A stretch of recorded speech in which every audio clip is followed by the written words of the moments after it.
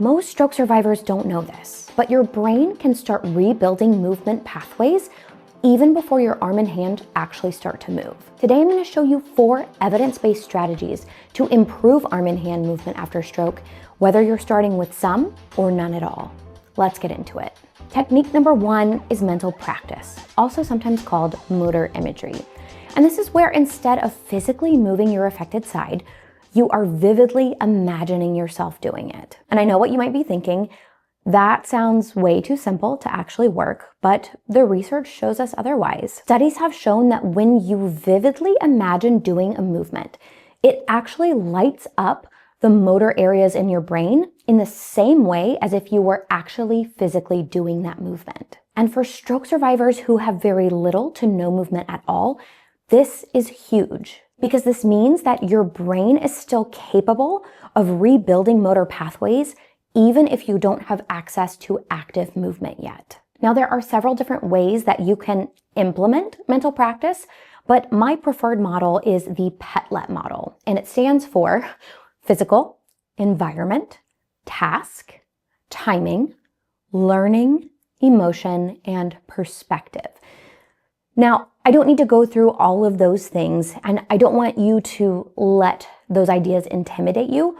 What you really need to understand is that when you're using this model, you basically just want to try to imagine in the greatest detail as possible, engaging all of your senses while you practice. Basically, the more realistic that you can imagine yourself doing a movement, the more effective it's going to be. So here's an example of how to approach this if you're working on improving arm and hand movement at home. Let's say specifically you're working on reaching for a cup of coffee, grabbing the mug, picking it up, taking a sip, and then putting it back down on the table. The first thing you want to do is find a quiet place without a lot of distractions.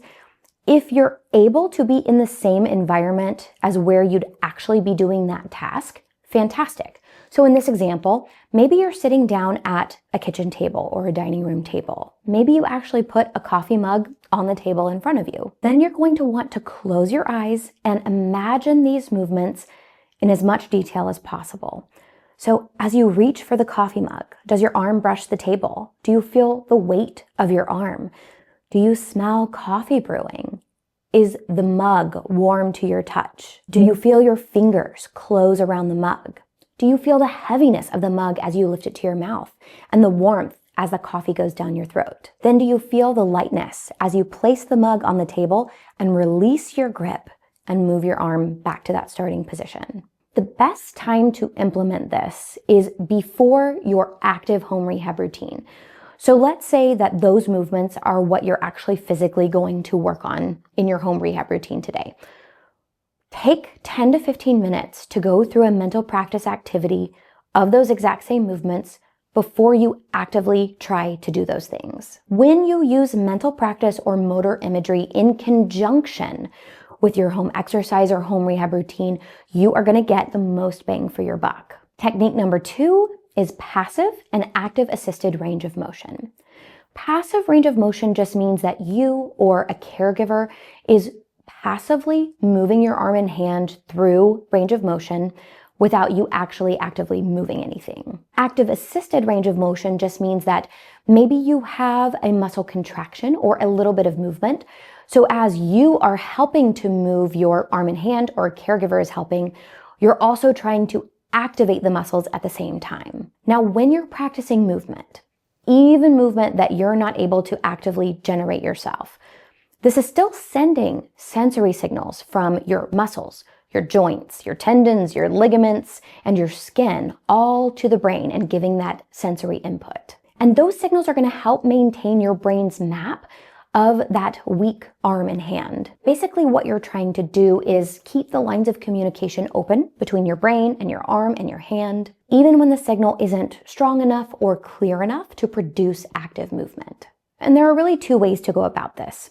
If you have a caregiver to help you, you can ask them to gently move your arm and your hand through as much passive range of motion as you have without pushing through pain. And the second is to do self range of motion. So even if you don't have any active movement yet, you can still help to passively move your arm and hand. And I'm going to show you a few different movements that you can do at home. So the first thing you want to do is clasp your hands together, making sure you have a nice tight grip on your affected hand, because that arm is going to be heavy as you lift it, especially if you don't have any active movement at all. The first thing you can start with is shoulder flexion. And this is simply where you're just helping to raise that arm up to about shoulder level and then slowly lower it back down. When you're in this position, you can also do elbow flexion and extension. So this is where you're just bending the elbow and then trying to straighten that arm out as much as you can. Now, if you're dealing with spasticity, this may require that you take quite a bit more time because spasticity, by definition, is velocity dependent increased muscle tone. So when you move quickly, that arm is going to lock up on you. So you'll need to move through that movement very slowly, even pausing for multiple seconds to allow those muscles to relax. You can also work on shoulder internal and external rotation, where your affected arm will be down by your side as best as you can get it positioned. You'll push your forearm out to the side, hold for a second, and then bring it back in towards your tummy. Hold for a second before you repeat. You can also work on wrist flexion and extension. It might be a little easier to interlock your fingers for this one and bring your wrist down and then push it back as much as you can. And lastly, if you are able to get up and under your fingers, you can also work on finger extension and flexion. Some key takeaways with passive and active assisted range of motion. You just want to move slowly and deliberately with these movements. You don't want to try to rush anything. If you do have any flicker of active movement, you want to try to incorporate that. And essentially, you want to shoot for as many repetitions as is comfortable for you. Because we know that along with intensity, doing things that are important to you, consistency, that repetition is incredibly important to regain movement after stroke. Before we move on to the next technique, I want to quickly say a huge thank you to all of Poststroke's channel members. Your support genuinely makes this work possible. And if you'd like to support the channel and get access to some cool perks like early video access, consider becoming a channel member. You can do that by clicking the join button in the YouTube bar below. Let's get back to it. Technique number 3 is action observation. And this is essentially when you watch someone else perform the movements that you're trying to improve before actively attempting the movement yourself. And how this works is when you watch someone else perform that movement, your brain actually activates the same motor areas as if you were performing the movement as well. And while we don't have a complete understanding of why this happens, researchers believe that it is because this activates what are called mirror neurons in our brain. And these are brain cells, neurons, that activate both when you perform a movement as well as when you watch someone perform a movement. And you can think of this really simply like if you're watching a movie or a TV show and someone starts laughing uncontrollably, what usually happens? Maybe you start to smile. Maybe you start to laugh uncontrollably. Researchers think that this is in part due to our mirror neuron system. While research on mirror neurons is still evolving, the functional evidence supporting its use as a rehab strategy is well established. Now, there are a couple different ways that you can implement this at home. And the first would be to watch YouTube videos. Watch somebody else performing movements that you're trying to get back without you actually having to have another person present. So something I've recommended before is you can go back and look through my exercise playlist. Maybe pick an exercise video on a specific topic that you're trying to get back, whether that's opening the hand, it's getting more arm movement, shoulder movement, whatever it is. And you can go watch me perform those movements as a form of action observation before you attempt them yourselves. Now, the other option is if you have somebody in your life who's willing to help you, maybe they can be the person that you watch. But a key component with action observation is that you're not just stopping after you watch someone perform the movement. Even if you have no active movement at all, after you finish the watching portion, you want to attempt the movement yourself, even if you don't get any active movement. And this is key because you are trying to get your brain and your body talking again, and it's only going to happen through that repetition. So even if you can't physically complete that movement after watching somebody else do it, the point is not that you were able to complete it. The point is that you're attempting to do it and attempting to rebuild the brain-body communication. Technique number 4 is mirror therapy. And I've heard a lot of different mixed feedback on mirror therapy where for some survivors, it's worked really, really well. And for others, they feel like it's done nothing for them. My take on it is well supported in the evidence to help improve movement, especially in the arm and hand after a stroke. And it's pretty low tech.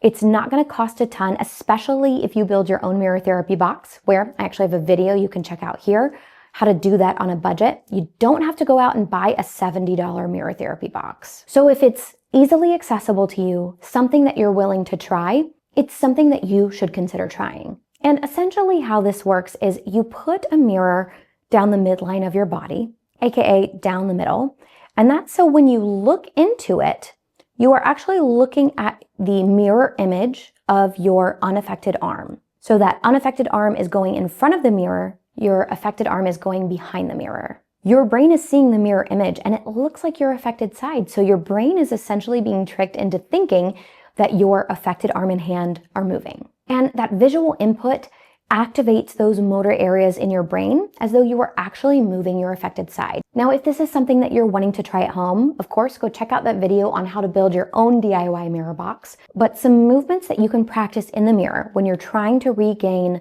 arm and hand movement. If you have a big enough mirror, you can practice raising up your whole arm. You can practice the elbow flexion and extension. You can practice wrist extension and flexion, as well as finger extension and flexion.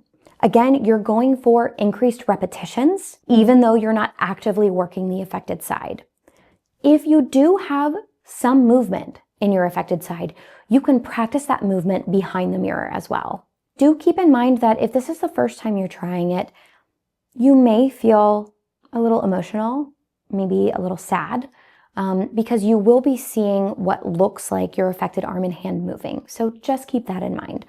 I do highly recommend you check out a couple of my other videos. I will link those down in the description. While it's not always possible to regain full movement of your arm and your hand after a stroke, I always say you never know how much progress is possible. Even if you have no active movement at all right now, that doesn't mean that there's nothing you can do. These techniques give your brain something to work with, and your brain is always capable of learning, of neuroplasticity, even months and years out from a stroke. As always, let me give a huge shout out to everyone who supports post-stroke. We are a US-based nonprofit, and if you would like to help support the work that we do too, you can like this video, subscribe, become a channel member by clicking the join button, or you can leave us a super thanks by clicking in the YouTube bar below. You can also donate via PayPal or become a Patreon member. And I want to give a special shout out to Modus Nova and Joseph M. in our Empower tier. Thank you all so much for watching. I'll see you next time.